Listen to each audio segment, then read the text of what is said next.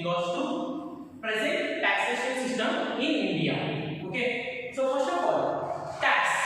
So the tax, why we need to pay the tax to the government? It is one of the question every citizen is going to be arise. So tax is nothing but it is a compulsory payment made by each and every citizen of the country to the government without expecting any kind of direct monetary benefits from the government. So let's discuss in one by one. Okay, it is a compulsory payment. That means it is a mandatory for every citizen of the country to pay compulsory taxes to the government, whatever the income is earning, if they are exceeding the exemptions limit. Okay, without getting direct monetary benefits from the government is nothing but whatever the amount will going to be paid to the government will not going to be get direct benefits from the government directly, but indirectly we will going to be get the benefits. How? After collecting the taxes by the government, what the government will going to be use that taxes? They will going to be use that fund for the infrastructural development, construction of road, or any kind of public welfare facilities they will going to be provided. So there is a tax. So in India, mainly the tax of India is mainly classified into two types. One is direct tax and another one is indirect tax. One is direct tax, another one is indirect tax. So let's discuss what do you mean by direct tax. So direct tax is nothing but we will going to be directly pay the tax to the government. That means where the incidence and impact will be fall on same person. So here two words are very important. One is incidence and another one is impact.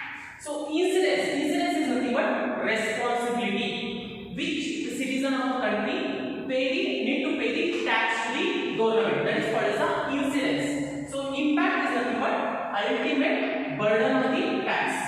That means who has to be pay ultimately tax to the government. That is called as the impact. That means direct tax is nothing but when the incidence and impact will be fall on same person. This kind of tax cannot be transferred to any other person. Let's take this as an example.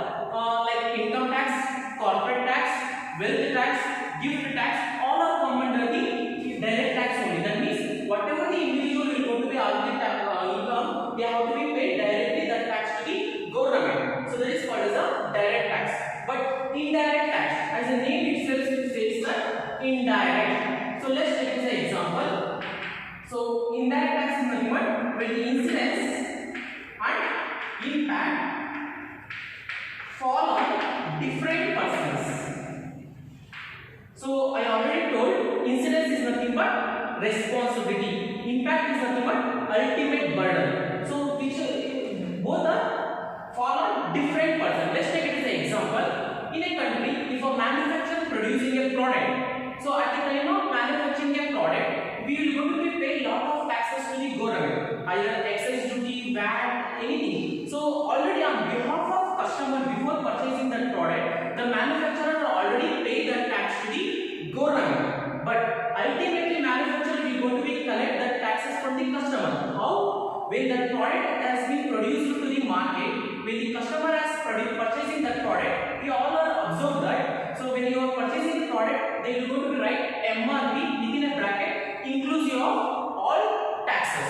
That is nothing but is paying including taxes. But before manufacturer is already paid tax, but ultimately when customer is purchasing that product, he is collecting that tax that indirectly from the customer. His ultimate burden goes to the customer, but responsibility has to pay by the manufacturer. That is called as the indirect tax. But the incidence on one person, impact is on another person. That is called as the indirect tax.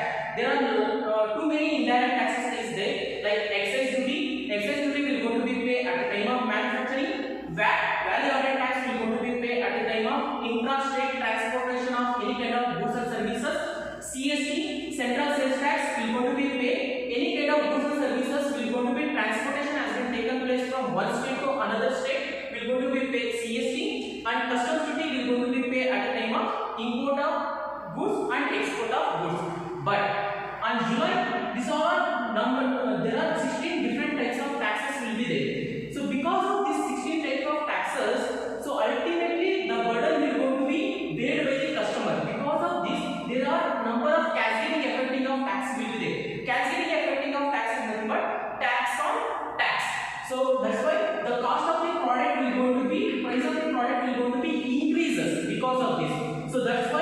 they come out with one of the revolutionary measures in taxation system in India on July 1st, 2017 under 101 constitutional amendment that is called as a GST, that is Goods and Service Tax. So before introduction of GST, there are n number of taxes will going to be exist in India. We can say either excise duty, VAT, CST, and because of all kind of taxes, cascading effecting of tax, double taxation will going to be exist. Because of in order to overcome that cascading effecting of taxes, we come out with one of the reforms in taxation system called as a GST. That means one nation, one tax, one market.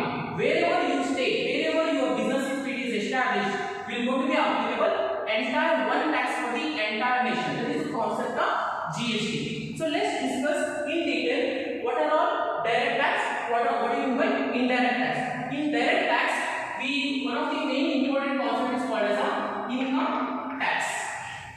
So income tax, what do you mean by income tax? Normally every individual will going to be earn the income. So whatever the income is earned by the individual, he has to be paid part of the income. If it is exceeding the exemption limit, we have a slab rates, right?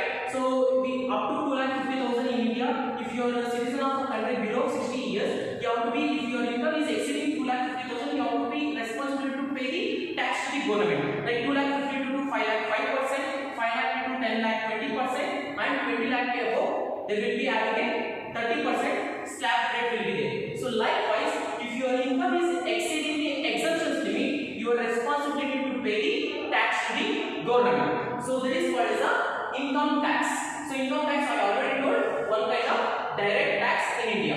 So first of all, in India, what kind of income tax is adopted? In India, income tax is called as a progressive in nature. So what is by progressive in nature? Progressive in nature is nothing but as your income is increases, tax rate is also increases. That is called as a progressive in nature. So you can say up to 2,50,000 real rate of tax will going to be applicable. 2,50,000 to 5 lakh, we will be having a 5% of tax. 5 lakh to 10 lakh, they will be having a 20% of tax, and 10 lakh above, they will be having a 30% of tax. This kind of slab rate will going to be following. The progressive in nature is nothing but as your income is increases, tax rate is also increasing. That is called as a progressive in nature. So this is one kind of nature of Indian income tax. Next one is Indian, but in India we will not going to be follow the regressive in nature. What do you mean by regressive in nature is nothing but as your income is increases, tax rate will going to be decreases. But in India we will not going to be adopt this kind of taxation system. But if you go to USA or any kind of developed nation, they will going to be adopt the regressive in nature of taxation system. So next, so that is called as a progressive in nature. That means as your income is increases, tax rate is also going to be increases. Next one is our income tax is also called as a proportional in nature. What do you mean by proportional in nature? As your income is increases, tax rate is also increases. That is called as a progressive in nature. But proportional nature is nothing but even though your income is increases or decreases, tax rate will be the stagnant. That means it will be the same. In Indian taxation system is also called as a proportional in nature. How we are going to be say in Indian taxation system we are going to be called as a proportional in nature. For example, take it as an example. We are going to be like me and some my friend. So let's take this example as a Virat Kohli. I am a common man. We both are went to a petrol shop. So when we went to petrol shop, we are going to be paid normally a same price of taxation. The petrol, the retail shopper will not going to be discriminate based on your income. You are a richer person, you are a lower income person. The same rate of tax is going to be applicable for both the persons. So that's why it is called as the Indian taxation system is called as a proportional nature. Whether your income is increases or decreases, tax rate will be the same. That is called as a proportional in nature. Next one is our Indian income tax is called as a digressive in nature. So digressive, what do you mean by digressive? So it is called as our Indian income tax is called as a digressive in nature. So digressive in nature is nothing but I already told our Indian income tax is called as a progressive in nature. What do you mean by progressive in nature? As your income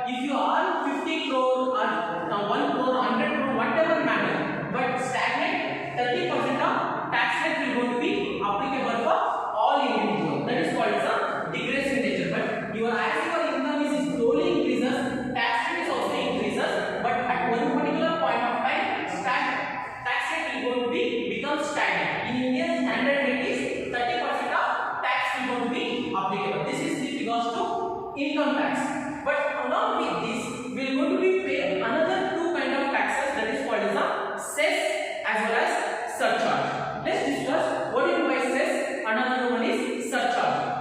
Cess is nothing but if every individual after computing a tax liability, you are responsible to pay 4% of educational cess and secondary higher educational cess and health cess, newly it is included. 4% of cess we have to be paid to the government. That is called as a cess. Surcharge is nothing but as your income is exceeding the 50 lakh rupees, you are eligible to pay 10% of surcharge. Then what do you mean by surcharge? Surcharge is nothing but tax on tax.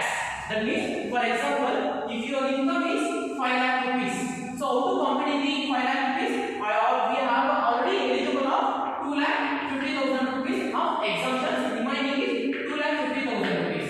So 2 lakh 50 lakh. So 10% is nothing but we have to pay 25,000 like that taxes to the government. So let's discuss what is the main difference between surcharge as well as the cess.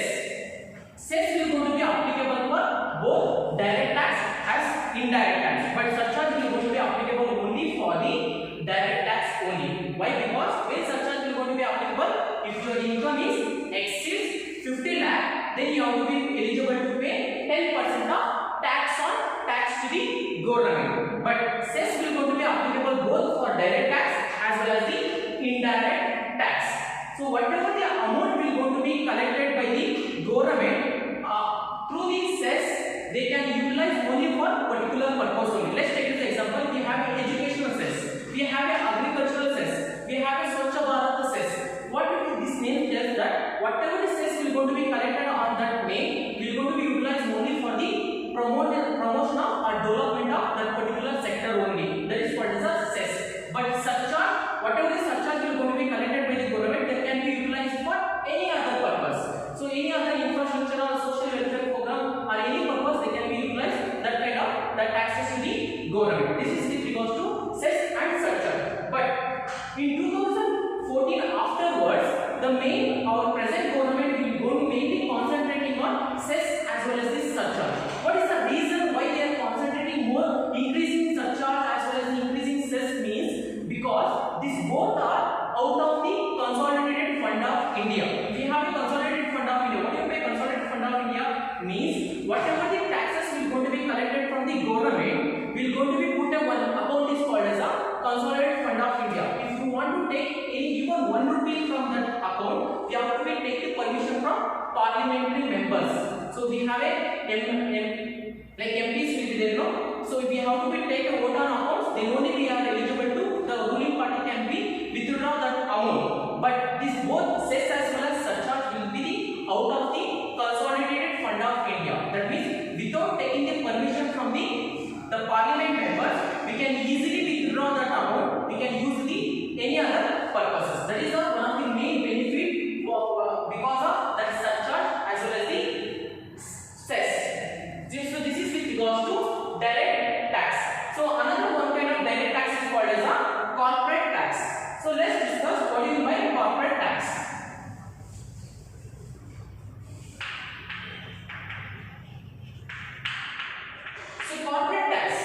Corporate tax is nothing but in India. So every company will going to be earning the profit, right? Whatever the profit will going to be earned by the company, they are eligible to pay the tax to the government. That is called as a corporate tax. So what do you mean by company? The company is a means those companies which are registered under the Companies Act of 1956 Amendment 2013. Those companies are eligible to pay the tax to the government. So in India, the corporate tax is mainly classified into two types. One is domestic tax. So another one is foreign tax. So domestic tax, what do you mean by domestic tax is nothing but if you are a domestic company, our Indian company who are earning a profit, if they are earning the profit, they have out of that profit, we are eligible to pay the tax to the government. What is the standard rate in India? Corporate tax, domestic tax is going to be provided is 30% of tax, including educational cess of 3%. Next coming financial year, it will going to be expected to increase by 4%. they are eligible to foreign tax means it is not Indian company, but it is like a MNC company. Foreign company has come to India and established their branch in India, and they are earning a profit. Whatever the profit they are earning, they are going to be eligible to pay the tax to the government. That is called as a 40% of standard rate of tax, including cess. 3% of tax they have to be paid to the government. Okay, but in India, in the financial year 2016 and 17, our honorable finance minister Arun Jaitley has introduced one of the new concept is called as a whatever the standard rate 30% will be there, it is decreased to 25% of 25%. That means this 25% of tax is going to be paid by only domestic company those the turnover is below 250 crores.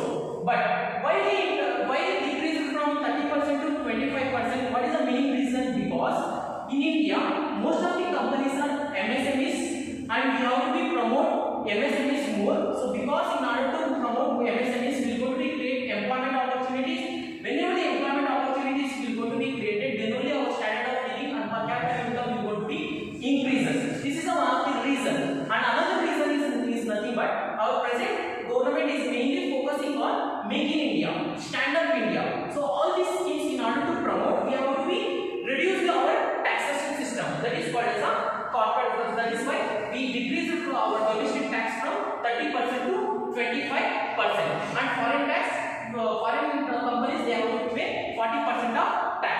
And in corporate tax, one more concept is called as that is concept is called as a MAT. So what do you mean by MAT? MAT is nothing but minimum alternative tax. Why this concept has been introduced by the government is nothing but even though every company is earning the profit, but they are showing the book profit as a nil or zero rate, even though they are paying a handsome dividend to the government. So what is so because of even though they are utilizing our resources, our Indian economy, land, manpower and all, but they are not nothing they are providing the taxes because they are manipulating their books of account showing the zero rate of profit. So in order to bring that kind of companies to our taxation system, we come out with one of the concepts is called as a minimum alternative tax. The name itself is tell that even though if your company is earning a profit or loss, not a matter, you have to be paid a minimum tax to the government at a rate of 18.5% of tax to the government. That is called as a minimum alternative tax. So this is with regards to foreign company. If it is come to India, if they establish a branch, even though if they are manipulating their books of accounts or showing the books for zero profit, so they have to be paid minimum tax to the government at a rate of 18.5%. So one more concept is there under corporate tax, that is called as a AMT. So what is the difference? MAT as well as AMT is nothing but AMT is nothing but alternative minimum tax. Alternative minimum tax is applicable only for we have two concepts of foreign investment. One is FDI, another one is FII.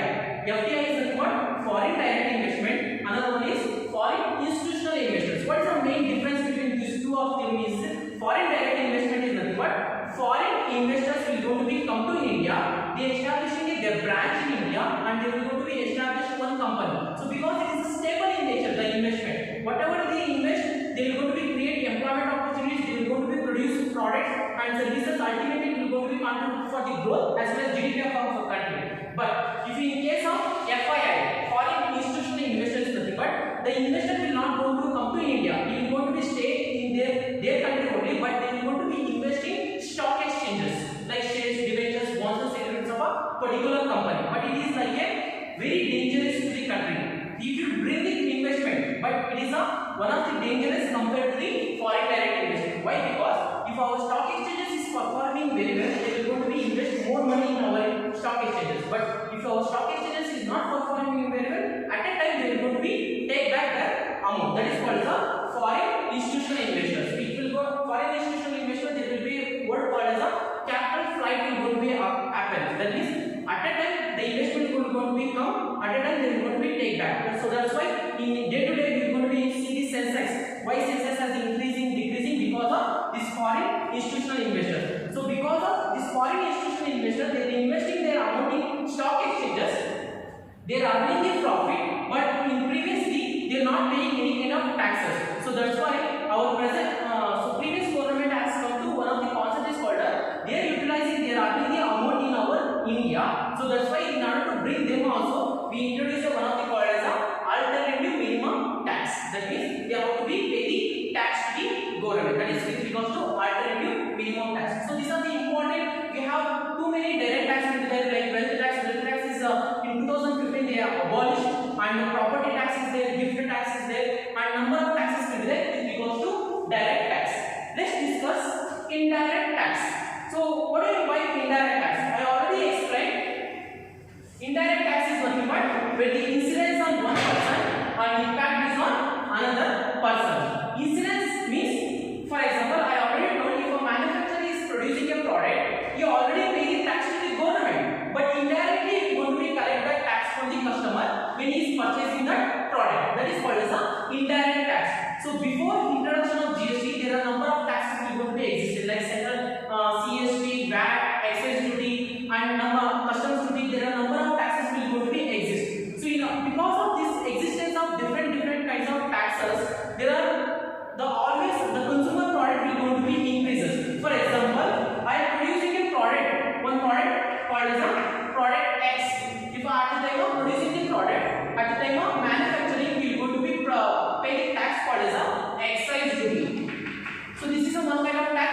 After manufacturing of a product, I am going to be transfer that product to the intrastate. At that time, you have to be paying tax called as a VAT. So if my product, if it is transported from one state to another state, for example, if my manufacturing center is established in Karnataka, but I transfer the product to Tamil Nadu, at that time we are going to be paying tax called as a CST, Central Sales Tax. And one more tax, if my product if it is imported or exported to any other country, at that time we are going to be paying tax called as a customs duty. So like this, there are number of taxes will going to be existed. So because of this, there is one of the concept is called as a cascading effecting of taxes is going to be happened.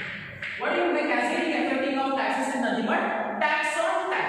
Whatever the tax will going to be paid to the government, so ultimately cascading, what we already imposing the tax, but again and again we will imposing the same product the tax to the government. So that is called as a cascading effecting of taxes. In order to overcome this cascading effecting of taxes, we come out with one of the concept is called as a one of the revolutionary. It is not an amendment to the constitution. I can tell it is a revolutionary to the our Indian constitution, that is called as a introduction of GST, that is goods and service tax. So then what do you mean by goods and service tax? Goods and service tax is nothing but it is a one kind of one nation, one tax and one market. Wherever your business is established, there is a one tax is going to be applicable for entire nation, that is called as a GST. Then discuss one by one. When it is applicable on 1st July 2017, it is applicable this GST for entire nation. So it is applicable for entire India? Yes. Now it is applicable for entire India,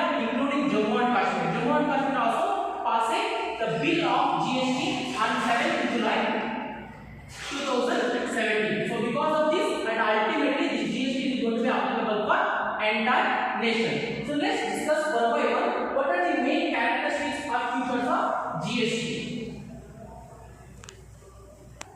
So now discuss what are the main features or characteristics of GST. As the name itself says that GST, goods and service tax. So another name for goods and service tax is nothing but one nation, one tax and one market. So let's discuss what are the main features. That is the uniformity taxation. Uniformity tax. That means uniformity is nothing but uniqueness. Wherever the business is established, not a matter, will going to be same rate of tax is going to be applicable for entire nation. So what kind of tax slab rate will be there in India? So there are 5 slab rate will be there. That is 0%, 5%, 12%, 18% and 28% of GST slab rates will be applicable. This 0 rate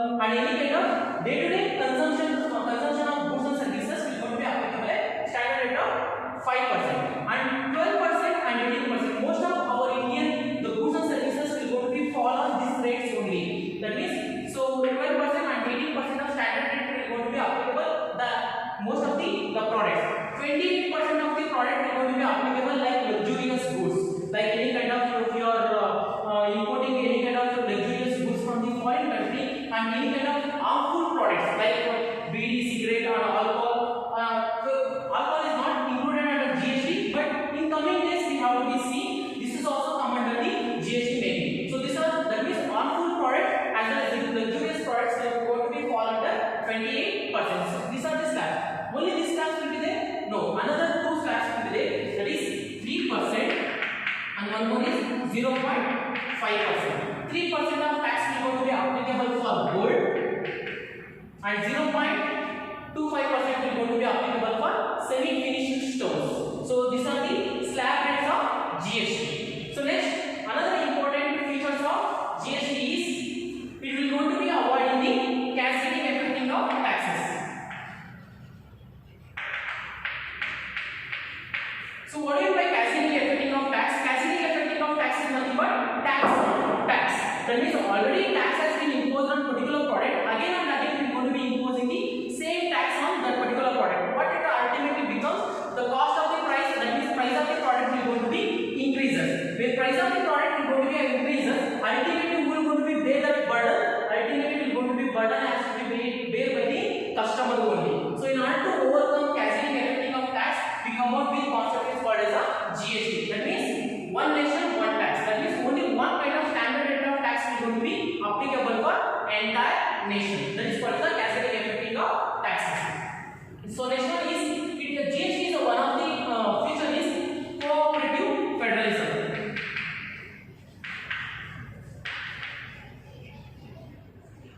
So what do you mean by cooperative federalism? If you are going to be supporting cooperative federalism, the cooperative federalism is nothing but before introduction of GST there is too many conflicts between center and the state. That means center will going to be interfere with the state subject, state will going to be interfere with the central subject. So because of this conflicts, too many problems will going to be arises. In order to overcome that, so we established one of the board councils called as a GST council.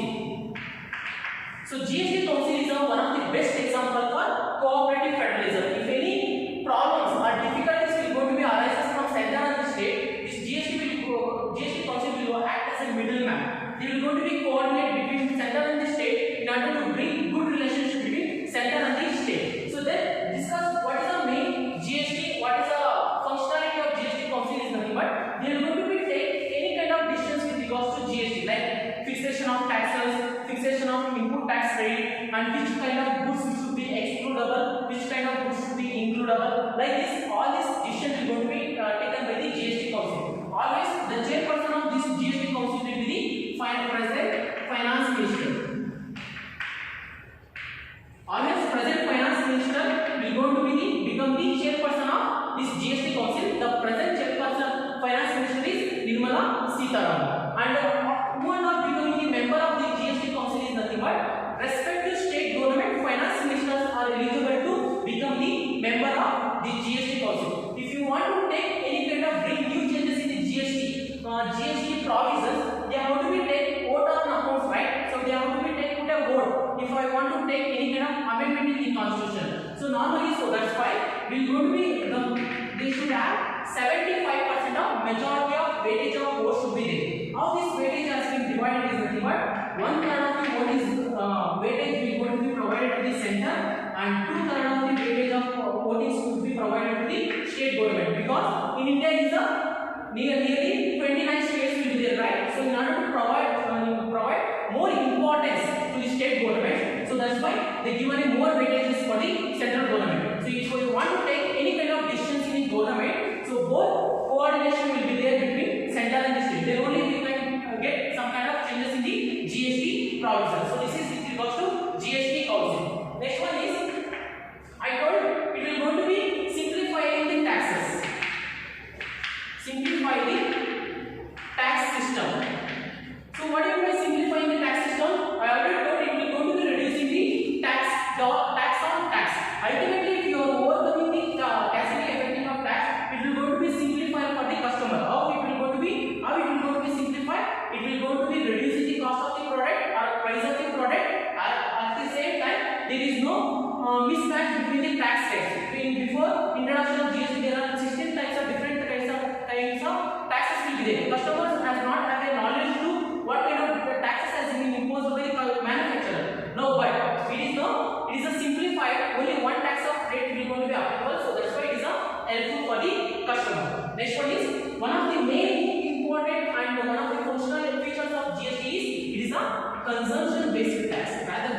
destination based tax. Sorry, it is a consumption based tax rather than manufactured based tax. That means before introduction of GST, all the tax will going to be imposed at the time of manufacturing. That means where the product has been manufactured. But the GST's ultimate feature is it is a consumption based tax. Where the product has been produced, they will not going to be imposing the tax. Where the product has been purchased, that on that state will going to be imposing the tax to the government. The tax will going to be go to the respective state government. So that's why the GST is called as a consumption based tax, or destination based tax, or supply based tax rather than manufacturing based tax. So we will going to be arising one question that before we are going to be imposing the tax on manufacturing rather than consumption. Now we are imposing the consumption based tax. Because of this concept, some of the states will going to be incurring a loss, right? So because some of the states is mainly dependent on manufacturing, like Tamil Nadu, Gujarat, Uttar Pradesh, all these states are mainly manufacturing based tax rather than consumption based tax. Because of this, they will going to be incurring a loss. In order to overcome, they introduce one of the bill called as a GST compensation bill. GST compensation bill is nothing but if any state government is incurring a loss because of introduction of GST, they lose their revenue. The central government will going to be compensate whatever the loss will going to be incurred up to 5 years as a base year of 2015 and 16. So this is with regards to GST compensation tax. There are four kind of components of GST will be there. One is SGST,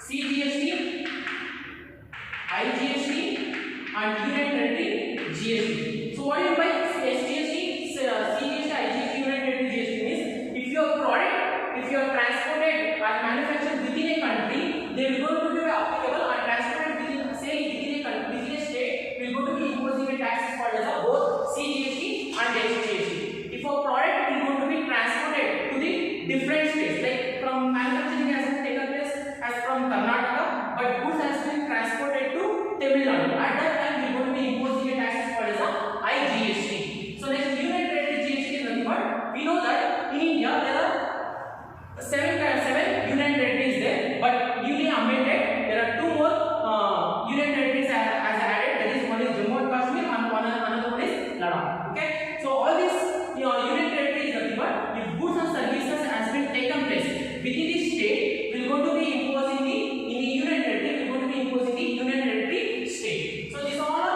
components of GST. One is SGST, CGST, SGST, and IGST. One more is important features of GST is input tax credit. So very important. This is one of the nodal features of GST. What do you mean by input tax credit is nothing but whatever the tax you already paid at the time of purchasing. For example, if I want to manufacture one particular product, let's take as an example tire. So if I want to produce one tire product, I am going to be importing some kind of raw materials, right? So at that time I